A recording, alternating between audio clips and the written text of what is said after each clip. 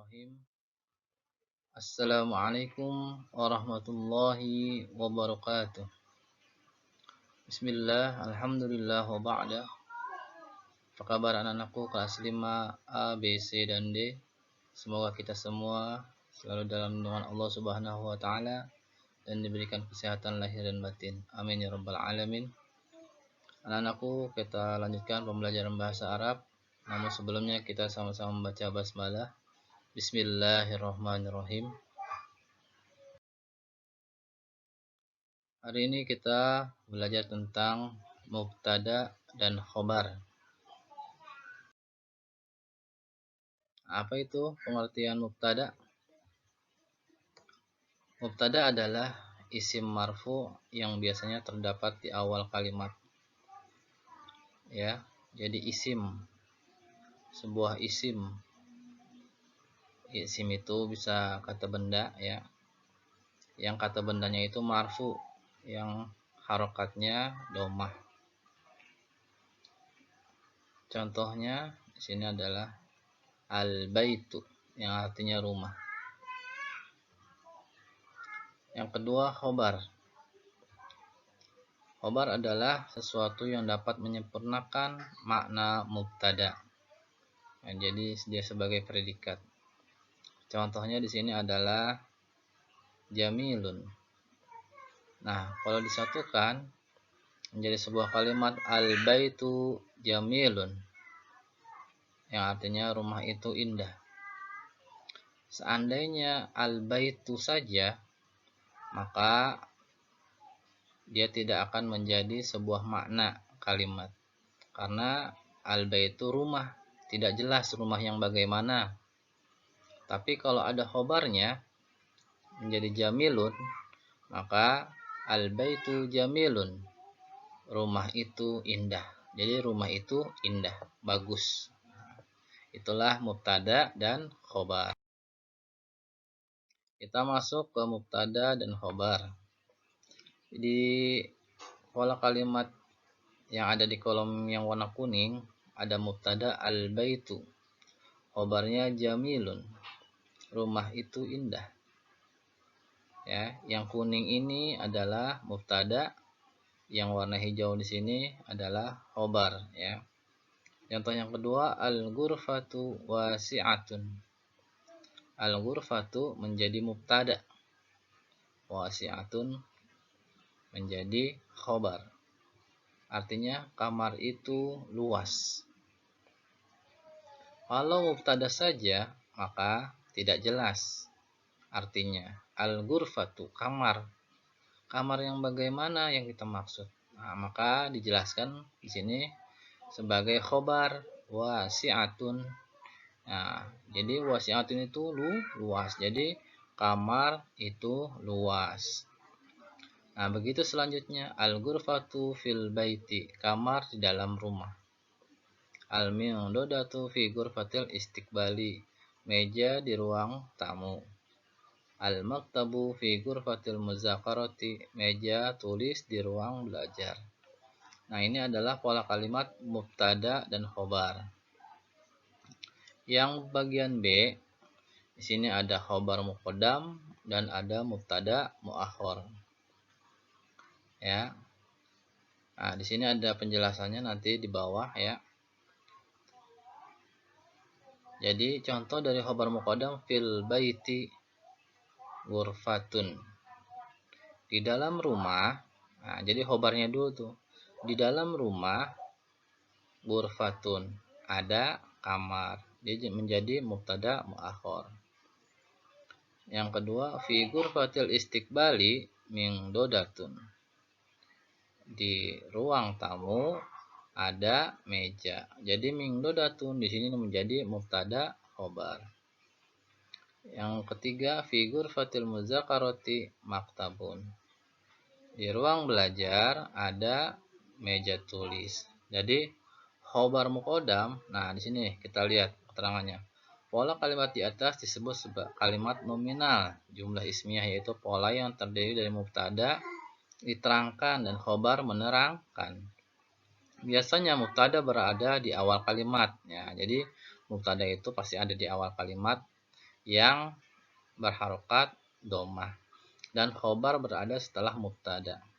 Nah, namun khobar bisa berada di depan, yang selanjutnya disebut khobar muqaddam. Nah, ini dia nih yang warna hijau, khobar muqaddam fil baiti. Begitu juga mubtada bisa berada di belakang yang disebut mubtada muakhor ya. Oke, kita. Nah, bagian yang kedua, pertanyaan dengan menggunakan kata tanya. Di sini ada maza, ada man ya. Banyak kata istifham dalam bahasa Arab itu, ada hal, ada kaifa, ada mata, termasuk maza, man, dan lain-lain. Namun yang kita bahas adalah maza dan man. Nah, maza tersebut, maza ini ya, ini adalah apa? Nah, maza itu digunakan untuk sesuatu peristiwa atau sesuatu yang ada bendanya. Misalnya, kita contoh ya, maza fil baiti. Apa yang ada di dalam rumah? Nah, kalau kita bayangkan apa yang ada di dalam rumah? Banyak ya. Bisa ada meja, ada kursi, dan lain-lain. Nah, di sini dijawab fil baiti ghurfatun. Di dalam rumah ada ruangan. Yang kedua, maza fi ghurfatil istiqbali. Apa yang ada di dalam ruang tamu? Fi ghurfatil istiqbali min dodatun. Di dalam ruang tamu ada meja. Nah, di sini mejanya meja tamu. Yang ketiga, maza fi ghurfatil muzakarati. Apa yang ada di dalam ruang belajar? Fi ghurfatil muzakarati maktabun. Di dalam ruang belajar ada meja. Nah, kata tanya yang kedua adalah man. Man di sini digunakan untuk menanyakan seseorang. Ya. Man fil baiti, siapa di dalam rumah? Kalau tadi maza fil baiti menanyakan keadaan yang ada dalam rumah.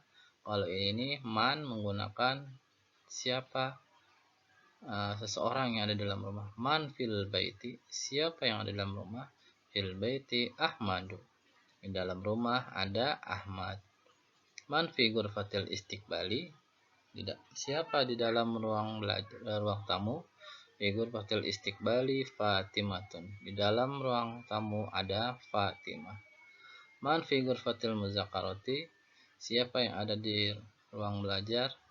Fi ghurfatil muzakarati Ummi. Di dalam ruang belajar ada Ummi, ibuku. Selanjutnya adalah tugas. Ini hawil tartibal asli lil mubtada'i wal khabar ila khabari muqaddamin wa mubtada'in muakhar kama fil misal. Jadi tugas kamu adalah mengubah mubtada dan khabar berikut ke pola khabar muqaddam, mubtada muakhar. Nah, ini contohnya nih yang warna kuning ini sebagai mubtada, yang warna hijau ini sebagai khabar. Nah, jadi disuruh merubah ya. Nah, Pak Ahmad contohin dulu. As-sariru.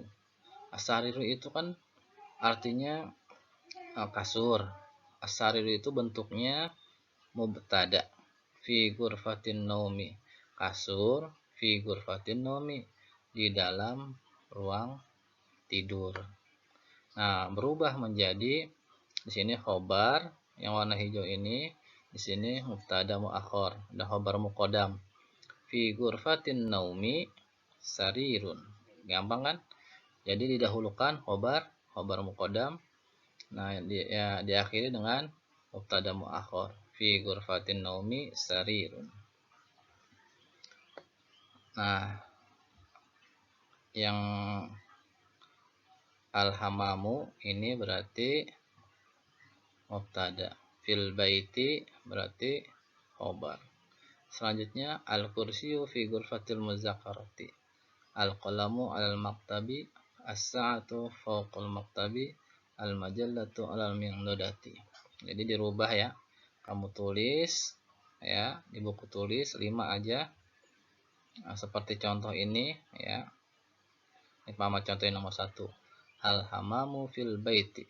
Nah, berarti jawabannya fil baiti hamamun. Nah, gitu ya.